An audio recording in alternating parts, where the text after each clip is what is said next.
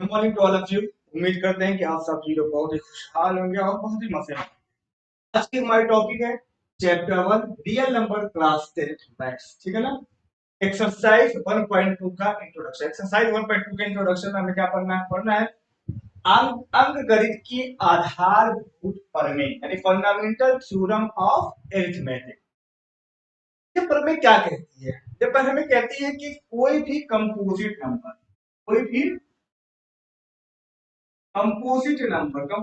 को हिंदी में कहते हैं भाज्य संख्या।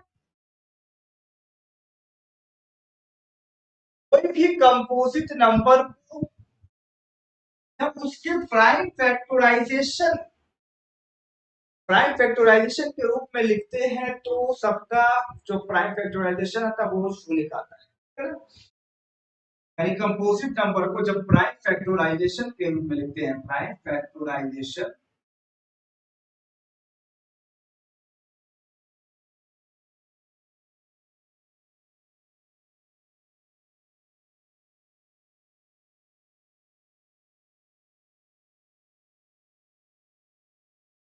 क्या आता है?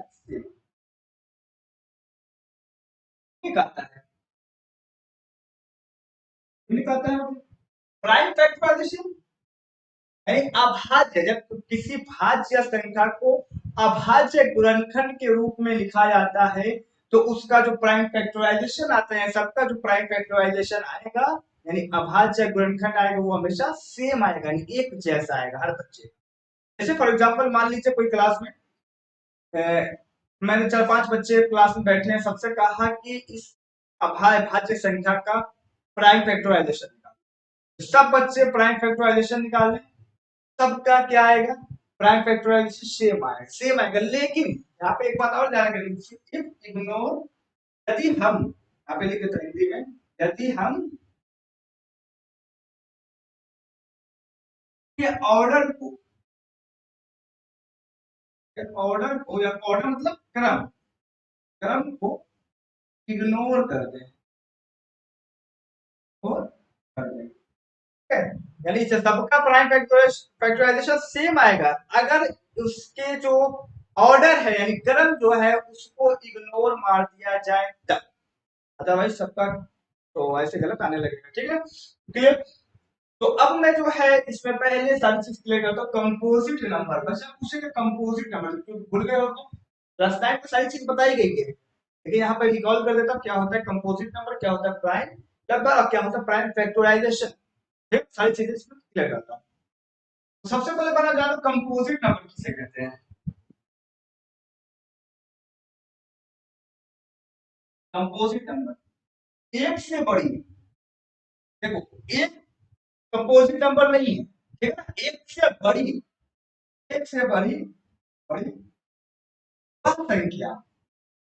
वह संख्या जो प्राइम नहीं है उसे कंपोजिट नंबर, मैंने हिंदी लिख दिया कंपोजिट, ठीक है, उसे कंपोजिट नंबर कहते हैं। कंपोजिट नंबर,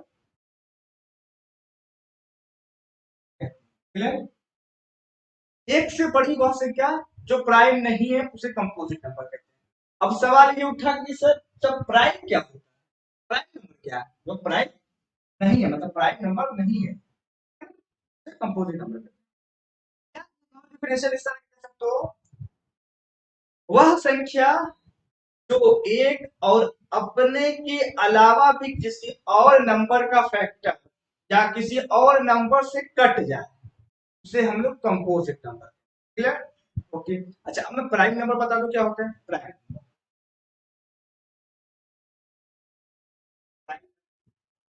प्राइम नंबर को हिंदी में कहते हैं अभाज्य संख्या। एक होता है इसकी अभाज्य।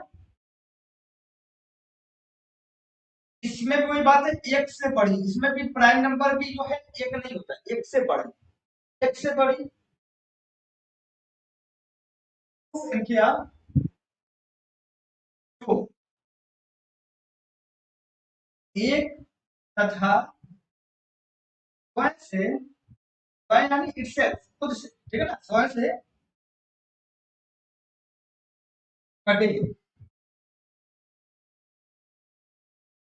से बड़ी वह संख्या जो सिर्फ एक तथा जो सिर्फ लिख देता है, जो केवल केवल एक तथा स्वयं से कटे उसे प्राइम नंबर कहते हैं। उसे क्या कहते हैं? प्राइम नंबर कहते हैं। ओके, दिख रहा है ना? दिख रहा है? तो क्या हमने देखा प्राइम नंबर किसे कहते हैं? प्राइम नंबर जो एक से कटे और अपने आप से कटे, यानी अपनी नंबर से कटे, उससे क्या कहते हैं? प्राइम नंबर कहते हैं। क्लियर? तो प्राइम नंबर भी जानेंगे। अच्छा, जरा कंपोजिट नंबर और प्राइम नंबर कुछ एग्जांपल में दे देता हूं। एग्जांपल ले लो, पहला कंपोजिट नंबर का एग्जांपल ले रहा हूं। ठीक, इसके एग्जांपल जैसे हो सकते हैं, क्या लिख सकते हो? 4 लिख सकते हो। 1 नहीं, 1 को तो छोड़ दो।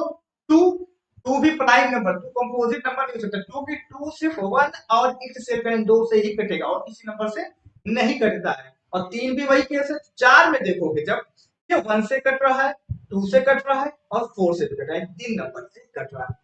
4 हो सकता है कंपोजिट, इसी तरह आप ले लो। 6 हो सकता है, 8 हो सकता है, 10 हो सकता है, ऐसा सो चलता है। ठीक, 8 हो सकता है, 9 भी हो सकता है। भाई जरूरी नहीं कि अब ये लगभग इवन नंबर मत मान रहा है। 9 हो सकता है, 10 हो सकता है, 5। इसी तरह मैं प्राइम नंबर का एग्जांपल दे दूंगा। ये किसका एग्जांपल है बता देता हूं, कंपोजिट का एग्जांपल। कंपोजिट का, ठीक है। अब मैं एग्जांपल दे रहा हूं प्राइम नंबर का। प्राइम नंबर में क्या क्या आ सकता है? 2 आ सकता है, जो कि 1 से कटेगा और इससे कटेगा। 3 आ सकता है, 4 आएगा, 4 नहीं आएगा बिकॉज क्योंकि ये 2 से भी कट रहा है। 5, हाँ 5 हो सकता है क्योंकि ये 1 और 5 से कटेगा। 6 हो सकता है, नो, क्योंकि वो 3 से भी कट रहा है, से कट रहा है, 3 से कट रहा है, 6 से भी कट रहा है। 7 होगा, हो सकता है। इस तरह से वो हम चलता है। क्लियर? अब जानेंगे इसका एग्जांपल। ये किसका एग्जांपल है? प्राइम नंबर का एग्जांपल। प्राइम नंबर का एग्जांपल हो गया।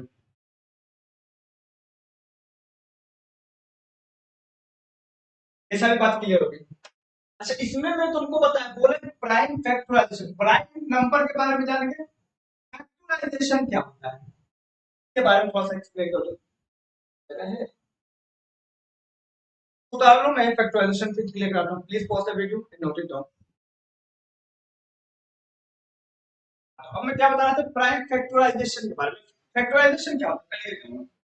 फैक्टराइजेशन, फैक्टराइजेशन क्या होता है? फैक्टराइजेशन कुछ नहीं, जो आप करते हो वही चीज है जो आप पहले बचपन में करते थे। जैसे फॉर एग्जांपल ले लो, मैंने ले लिया 54 का फैक्टराइजेशन किया। क्या है? 2 दूनी 4, 2 सते 14, 3 9 27, 3 3 के 9, 3 1 3। तो क्या हो गया? Factor 2 into 3 into 3 into. Factorisation basically क्या होता है? फैक्टराइजेशन जो है बेसिकली होता है कि जब किसी नंबर के फैक्टर को उसके प्रोडक्ट के रूप में लिखना, ये क्या कहलाता है? फैक्टराइजेशन। ठीक, किसी नंबर को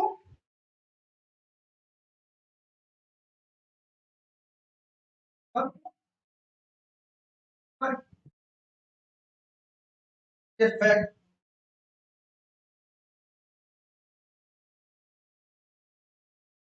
प्रोडक्ट के रूप में लिखना। किसी नंबर के फैक्टर फैक्टर के प्रोडक्ट के रूप में लिखना, प्रोडक्ट के रूप में लिखना क्या कहलाता है? लिखना फैक्टर ही क्या कहलाता है? फैक्टराइजेशन कहलाता है। लिखना ही फैक्टराइजेशन कहलाता है। क्या कहलाता है? फैक्टराइजेशन।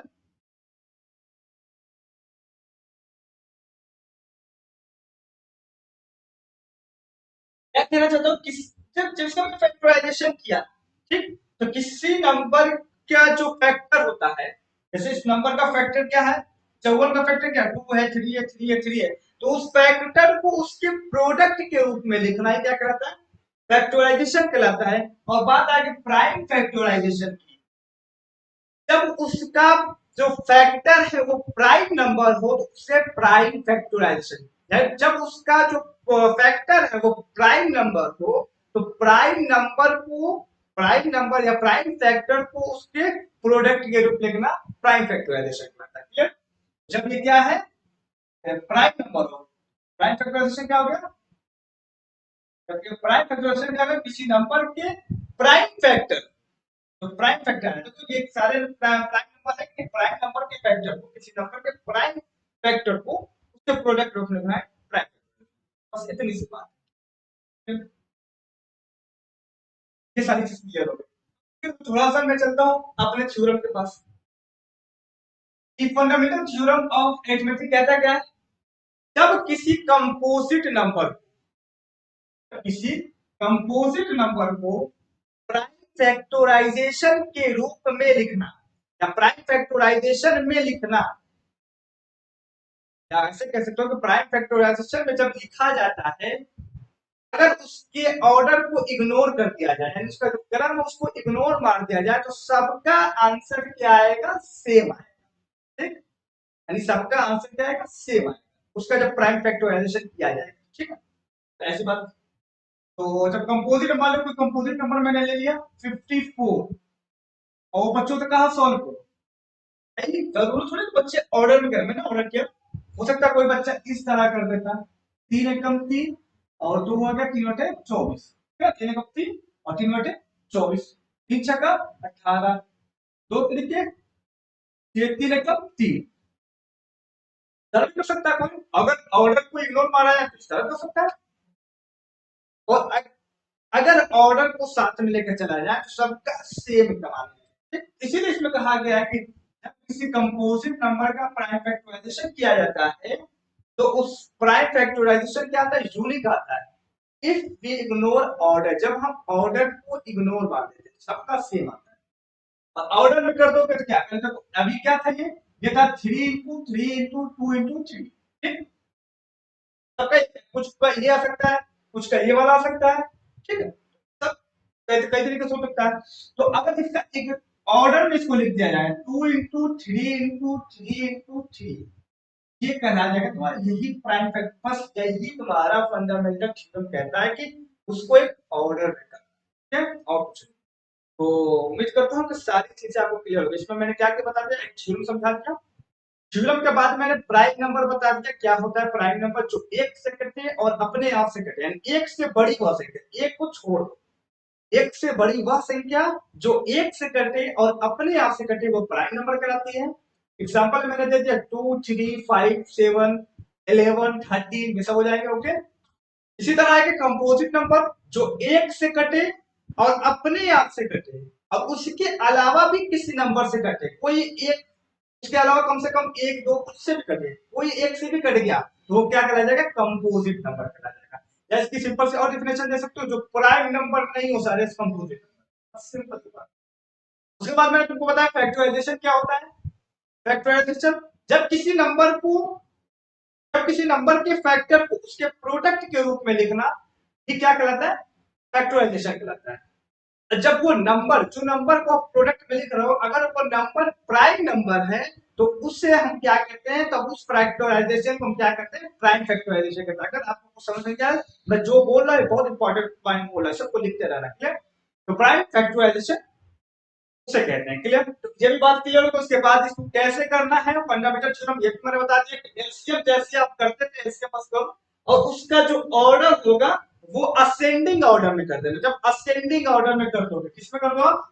असेंडिंग ऑर्डर में। असेंडिंग मतलब बढ़ते हुए क्रम, बढ़ते हुए, जब सबको मैंने बढ़ते हुए क्रम में सबको सेट करा दिया तो सबका आंसर क्या? सेम आएगा। ओके, यही तो फंडामेंटल थ्योरम कहता है कि ये जब कंपोजिट नंबर को जो है उसको प्राइम फैक्टर के रूप में लिखते हैं तो सबका आंसर सेम आता है। इफ यू इग्नोर ऑर्डर, अगर ऑर्डर को इग्नोर किया जाए और ऑर्डर को अगर लेना है तो उसको असेंडिंग ऑर्डर को, सबका सेम आने देते हैं, सबको कहते हैं असेंडिंग ऑर्डर। ओके, उम्मीद करते हैं समझ आ गया। Please pause the video and note it down. अब हम चलते हैं एग्जाम्पल पे, इसका कुछ एग्जाम्पल देख लेते हैं। एक एग्जाम्पल का है, अच्छा क्वेश्चन है, बहुत अच्छा क्वेश्चन है, एक्सरसाइज में भी आएगा तो इसको समझ लो कैसे करना है। कह रहा है कि संख्याओं 4 की पावर n पर विचार, तो संख्या है जो 4 की पावर n के रूप का है। ठीक, 4 की पावर n पर विचार करिए। जहां n एक प्राकृत संख्या है। n क्या कहना है? n क्या है? n एक प्राकृत संख्या। प्राकृतिक संख्या क्या था? 1 2 3 4 5 6 हुआ फाइनाइट तक जाता है। बताइए आपको। अच्छा ठीक है, जहां n एक प्राकृत संख्या, जांच कीजिए क्या n का कोई ऐसा मान है जिसके लिए 4 की पावर n अंक शून्य पर समाप्त होता है। n मतलब प्राकृत संख्या। n का कोई ऐसा मान है जो 4 की पावर n पे रखे, तो जो 4 की पावर n की जो वैल्यू आए उसका जो एंड डिजिट है, यानी आखिरी जो अंक है, वो जीरो है। ये जीरो आने का क्या तरीका है, क्यों जीरो आता है, मैं अभी उसको क्लियर करूंगा। तो पहले पहले इसको चेक करते चलो, अपने तरीके से चेक करते हैं। तो मैंने कहा 4 की पावर 1 रख लिया, तो 4 की पावर 1 रखे तो क्या आ गया तुम्हारा? 4 आ गया। चलो भाई 2 रखो, तो 2 रखे तो क्या हो गया? 4 चौको 16 हो गया। 3 रखे तो क्या हो गया? 4 चौको 16, 16 32 48 64 हो गया। इस तरह क्या देख रहे हो कि आप एन डिजिट जीरो नहीं, एन डिजिट वो जीरो कब होती है जरा वो भी देख। तो चलिए यहाँ पे थोड़ा सा मैं आपको एक थोड़ा सा थ्योरी बताता हूँ। यदि जब तुम्हें एक एन डिजिट है, आखिरी का जो डिजिट यानी आखिरी अंक अगर एक अंक जीरो चाहिए तब, ठीक,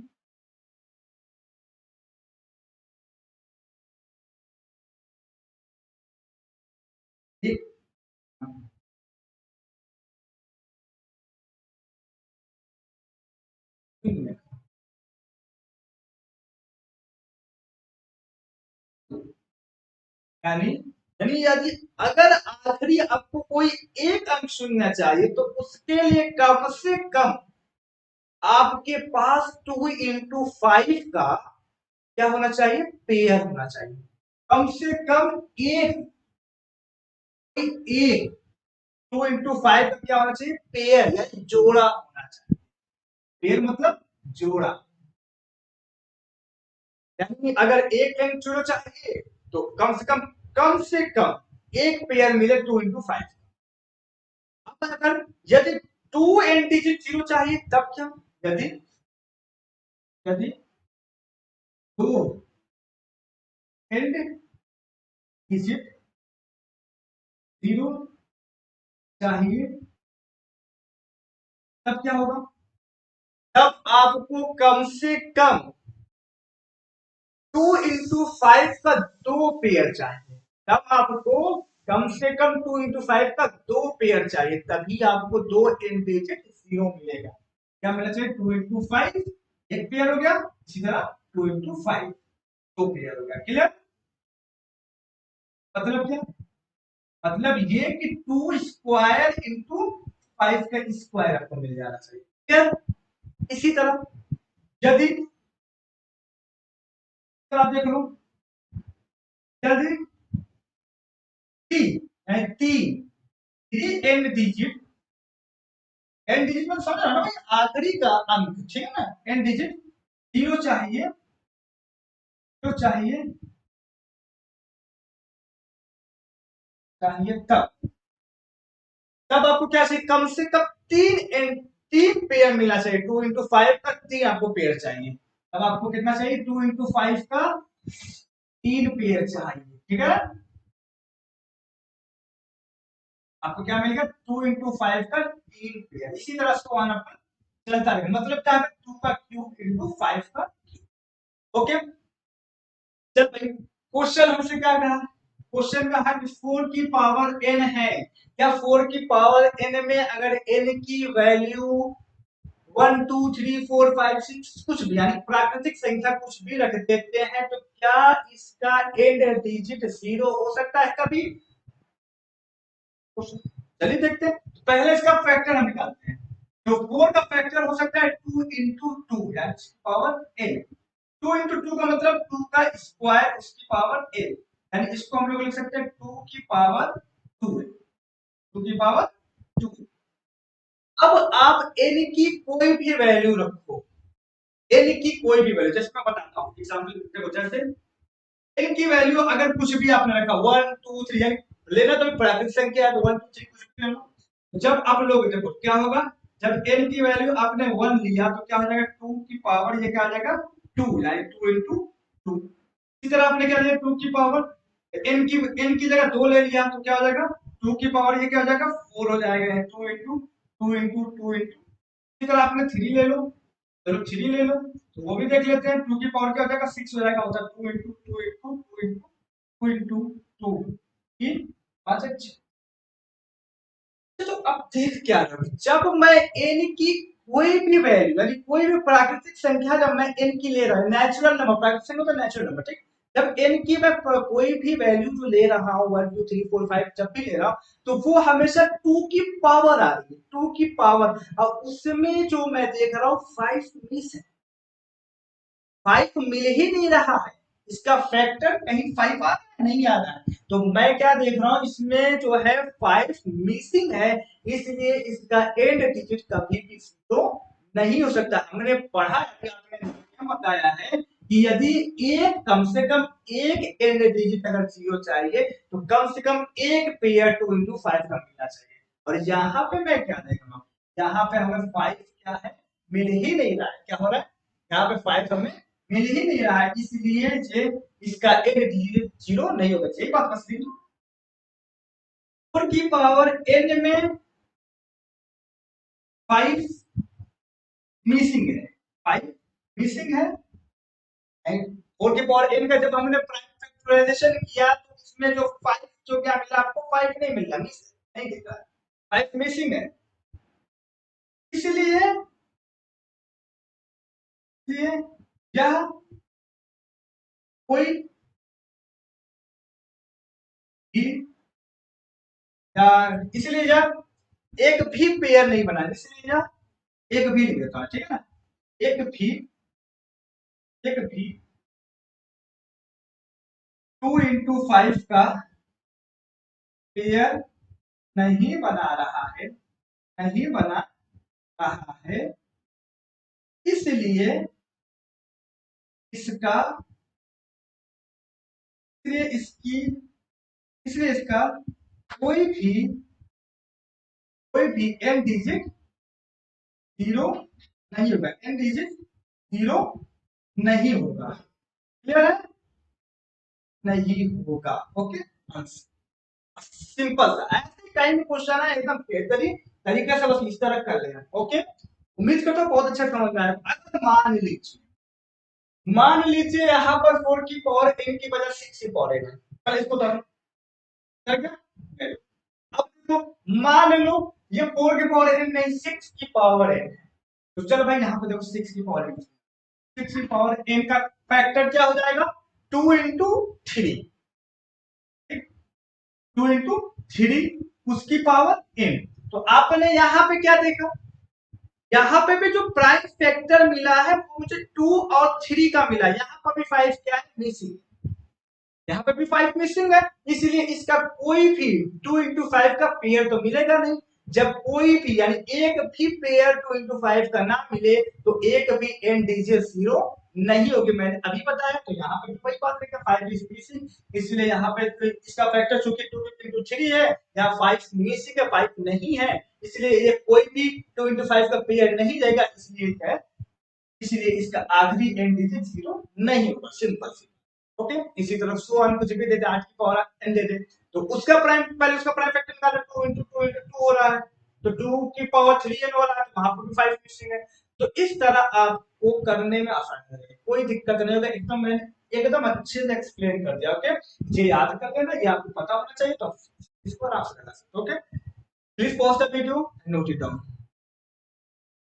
अब हम लोग चलते हैं नेक्स्ट एग्जांपल की तरफ, एग्जांपल नंबर 6 क्या कहता है, चलिए देखते हैं। क्या संख्याओं 6 और 20 की अभाज्य गुणनखंड, वही प्राइम फैक्टराइजेशन विधि से एचसीएफ और एलसीएम ज्ञात कीजिए, ये वही जो पिछली कक्षा में 7 8 में आप पढ़ते हो, पढ़ के आए हो, वही चीज ये कहना चाह रहा है, इस विधि से आपको ज्ञात करना है। 6 प्राइम फैक्टराइजेशन, दो तरीके 6 3 एकम 3, इसी तरह क्या है 20 का, क्या है दो दहा में 20, दो पचे 10 और 5 एकम 5। इसका 6 का प्राइम फैक्टराइजेशन क्या आ गया 2 इंटू 3, और 20 का प्राइम फैक्टराइजेशन क्या आ गया 2 इंटू 2 इंटू 5। HCF, अब इसका HCF निकालना है। HCF किसका? 6 और 20 का। तो HCF जो होता है ना, पहले पढ़े भी हो, HCF जो होता है इन दोनों प्राइम फैक्टराइजेशन का जो कॉमन कॉमन जो है प्रोडक्ट है, उसी को HCF कहते हैं। इसमें जो सबसे छोटा, सबसे सबसे छोटा बोल रहा हूं, जो दोनों में मिल जाए, बस उस नंबर को ही लेना है और कोई नंबर नहीं आना चाहिए, सॉरी, ठीक है ना। तो क्या है कि ये दोनों यानी हाईएस्ट नंबर, जो हाईएस्ट, आप याद रखना, तो हाईएस्ट नंबर मिले, सबसे बड़ी संख्या जो मिल जाए इसमें, सारे मिला के हाईएस्ट हो जाएगा ना, तो वो नंबर उसका कैसे करेगा, तब टू हो जाएगा। और एलसीएम, जब एलसीएम और 6 और 20 करते हैं, जो कॉमन पॉइंट है ना, यानी जो कॉमन नंबर आया, यानी जो एचसीएफ आया, उसे खाली एक बार लिख देते हैं, और उसके बाद बाकी जो बचे हुए नंबर है उनको फिर उतार, ठीक है, उसको फिर उतार, क्या हो जाएगा ये, दो तरीके 6, 6 दूनी 12, 12 बचे 7, ठीक है। एलसीएम के आगे 7 और एचसीएफ के आगे 2, क्लियर है। ओके, मान लो इसे चेक करना हो, अब जो हम पढ़े फंडामेंटल थ्योरम में, मान लो, माना कोई प्राकृतिक संख्या ए बी है, कोई प्राकृतिक संख्या ए बी है, ठीक है ना, ए बी है, तो ए और बी का एचसीएफ और एलसीएम में रिलेशन क्या है? ए और बी का एचसीएफ और एलसीएम से रिलेशन देखो, ए इंटू बी बराबर product of HCF into LCM, यानी product of HCF into LCM, ये इसका फार्मूला होता है, क्लियर। दो नंबर के लिए ये बात बता, जब दो नंबर, कोई दो नंबर हो, उसका एचसीएफ और एलसीएम और उस नंबर का रिलेशन क्या है, तो ये इसका रिलेशन होता है कि उन दोनों नंबरों का गुणनखंड यानी प्रोडक्ट उस उसकी एचसीएफ और एलसीएम के प्रोडक्ट के बराबर होता है, यानी एचसीएफ ऑफ एबी है ये, ठीक है ना, एचसीएफ ऑफ एबी और ये एलसीएम ऑफ एबी है, क्लियर, बगल में लिखा है था। चल मैं ठीक है, तब इसको जांच भी कर लेता हूँ, यही तो काम भी हो जाएगा, जांच कर लेता हूँ मैं। रखो क्या था, प्रोडक्ट क्या 6 था और 20 था, और एचसीएफ मेरा क्या आया है, 2 आया है, और एलसीएम क्या आया मेरा 60 आया। अगर एलएचएस बराबर आरएचएस आ गया तो मतलब मैंने फार्मूला सही लिखा है, अगर सही नहीं आया, अगर एलएचएस बराबर आरएचएस नहीं आया गलत लिखा है। चेक करते हैं, 6 0 6 2 12 और 2 2 0 2 6 12, यानी ये फार्मूला करेक्ट है, ये फार्मूला करेक्ट है, ओके। अच्छा ये भी याद रखना, सिर्फ दो नंबर्स के लिए है, तीन नंबर के लिए ये नहीं होता, ठीक है ना, यानी आप ये कह दो a into B into C equal to HCF of A B C and LCM of A B C, ये करेक्ट नहीं है, ये रॉन्ग है, ठीक है ना। ये सिर्फ दो नंबर के लिए है, ये relation, clear. Please pause the video and note it down. जब चलते हैं हम लोग लास्ट एग्जांपल की तरफ, एग्जांपल नंबर 8 हमसे क्या कह रहा है, देखो, संख्या 6, 72 और 120 का भाज्य गणन विधि द्वारा एचसीएफ और एलसीएम ज्ञात कैसे कैसे कैसे करते हैं, जैसे करते हो बचपन में, वैसे करते चलो। 6 का निकालो, 2 तरीके 6, 3 एकम 3, इसी तरह 72 का निकाल लो, 72 का क्या हो जाएगा, 2 तरीके 6, 2 छक्का 12, 2 18 36, 2 9 18, 3 तरीके 9 और 3 एकम 3, इसी तरह आप लोग 120 का निकाल लो, 120 का क्या हो जाएगा, 2 छक्का 12 0, 2 30 का 7, 2 15 में 30 और 3 5 15 और 5 एकम 5, इसका इसको प्राइम फैक्टराइजेशन के रूप में लिख लो, 6 का 2 इंटू 3, और इसी तरह क्या हो जाएगा 72 का लिख लो, 2 इंटू 2 इंटू 2 इंटू 3 इंटू 3, इसी तरह आप लोग 120 का लिख लो, 2 into 2 into 2 into 3 into 5, clear है। इसको आप लोग और क्या लिख सकते हो, इसको लिख सकते हो 2 की पावर n1 इंटू 3 की पावर n1 के रूप में, इसको भी पावर के रूप में लिख लो, 2 की पावर 3 और 3 की पावर स्क्वायर लिख सकते हो, इसको इसको क्या लिख सकते हो, 2 की पावर 3 और 3 की पावर 1 और 5 की पावर 1, ठीक। अब मुझे क्या निकालना है, इसका एचसीएफ निकालना है, क्या निकालना है, एचसीएफ, एचसीएफ 6 72 और किसका 120 का, कैसे निकालूंगा, तो जो तुम्हारा प्राइम फैक्टराइजेशन आया है, इसकी जो कॉमन कॉमन फैक्टर है, जो कॉमन फैक्टर दिख रहा है, तो कॉमन फैक्टर इन दो दो कॉमन फैक्टर मिल रहा है, इसमें 2 भी मिल रहा है और 3 भी मिल रहा है, तो इसमें कॉमन फैक्टर ना 3 अंक था ना, तो तीनों में चेक करोगे तीनों में क्या कॉमन मिल रहा है, तो आपको 2 भी मिल रहा है और 3 भी मिल रहा है, लेकिन इसमें कंडीशन क्या है, देखो यहाँ पे देखना, इसमें जो है ना एचसीएफ जब आप निकालते हो तो जो आपको जो कॉमन फैक्टर मिल रहा है उसकी सबसे छोटी घात वाले नंबर को लिखते हैं, यानी जो कॉमन फैक्टर आपको मिला है उसकी सबसे छोटी घात वाले नंबर को लिखते हैं, यानी 2 की पावर 1 इंटू 3 की पावर 1, यानी क्या आ जाएगा 6 हो जाएगा। क्लियर, सिंपल है। देखो यहाँ पे ना तो क्या हो रहा है, ये मिल रहा है 2, क्या मिल रहा है तुमको 3 मिल रहा है, मिल रहा है। क्लियर, 2 इंटू 3 क्या हो जाएगा 6 हो जाएगा। क्लियर, इसी तरह अगर एलसीएम की बात कर लेता हूँ, एलसीएम 6, 72 और 120, इस बात को लिख रहा जो पहले मैंने बात बोला था, ठीक। इसमें देखो एलसीएम को, एलसीएम में जो कॉमन फैक्टर है ना, जो कॉमन फैक्टर है उसकी जो सबसे हाईएस्ट घात वाले जो फैक्टर है उसको लिखते हैं। इसमें हाईएस्ट घात वाला फैक्टर कौन है, 2 की पावर 3 है और 3 की पावर 2 है। पहले मैं देख लो यार, देख लो ऐसा ना, और 2 है, और एक और नंबर लिखना है, और उसके बाद यानी कि जो कॉमन फैक्टर को छोड़ दो, अब उसके बाद जो भी बच रहा है उस नंबर को हम क्या कर लेते हैं, लिख लेते हैं। तो यानी 5 की पावर 1, तो इसका क्या हो जाएगा, 2 की पावर 3 का मतलब 8 और 3 की पावर 2 का मतलब 9 और 5 की पावर 1 का मतलब 5, यानी 88 64 72 72 को 5 क्या रहेगा, 5 10 5 से तो 35 से 36 यानी 360 का क्या हो गया, आंसर होगा। क्लियर, उम्मीद करता हूँ कि आपको बहुत ही अच्छे से समझ में आ गया होगा। ओके, अच्छा ये भी याद रखना, जो हमने एक रिलेशन बताया था एबीसी का, ए बी का, तो वो सिर्फ जो इस पे यहाँ पे अप्लाई नहीं कर सकते हो आप, ए इंटू बी इंटू सी बराबर एलसीएम और एचसीएफ लिख लो पहले, एचसीएफ इंटू एलसीएम नहीं होगा, ये रिलेशन गलत है। इसका सही क्या रिलेशन है, अगर चाहो तो मैं यहाँ बता देता हूँ। एचसीएफ का क्या होता है, एचसीएफ का क्या होता है, एचसीएफ और ऑफ ए बी सी, अगर आप 3 नंबर का एचसीएफ आपको निकाला तो क्या करेंगे आप, प्रोडक्ट ऑफ 3 नंबर यानी A into B into C into HCF of A B, HCF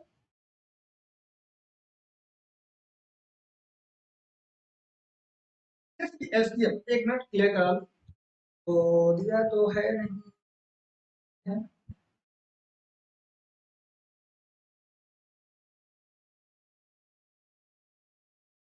LCM जब एचसीएफ की बात करो तो एलसीएम, ठीक है, क्लियर कर लेता हूं ताकि तुमको गलत नॉलेज ना मिले, ठीक है। तो LCM of A B C upon LCM of A B into LCM of B C into LCM C A, ये एचसीएफ का फॉर्मूला हो गया। और इसी तरह आपको LCM of A B C निकालना हो तब क्या करेंगे, अभी product of 3 digit into HCF of A B C upon HCF of A B HCF of B C और इसी तरह एचसीएफ ऑफ सी ए, ये इसका फॉर्मूला। 3 नंबर के लिए आपको जब ये एचसीएफ और एलसीएम निकालना है तो आप कैसे निकाल लेंगे, इस तरह निकाल लेंगे। ओके, तो उम्मीद करता हूँ कि आपको बहुत ही अच्छे से समझ में आ गया होगा, सारी चीजें क्लियर हो गई होगी। अगर आपको वीडियो पसंद आई है तो लाइक और सब्सक्राइब जरूर करें। Please pause the video and note it down. अब हम मिलेंगे नेक्स्ट एक्सरसाइज 1.2 के सॉल्यूशन में।